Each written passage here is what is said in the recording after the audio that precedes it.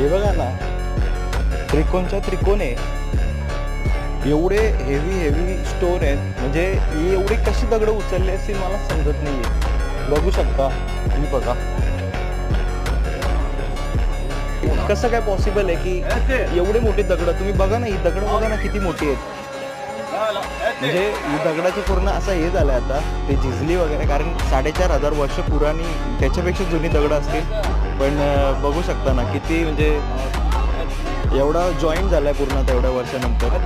पण खत्री बाई, तुम्हाला मी बोललो होतो की मी तुम्हाला सांगणार आहे, तो तर्क दाखवणार आहे, त्या थेरीज मांडणार आहे तुमच्या समोर की या लोकांनी दगड कशी उचलून ठेवली.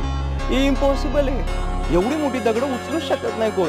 आता बघा ना, हा दगड बघा ना किती मोठा दगड आहे. एवढा दगड कुणाच्या बापाला तरी उचलता येईल का? उचलू शकते का कोण? नाही उचलू शकत. पण त्यावेळी कशी टेक्नॉलॉजी डेव्हलप होती काय मला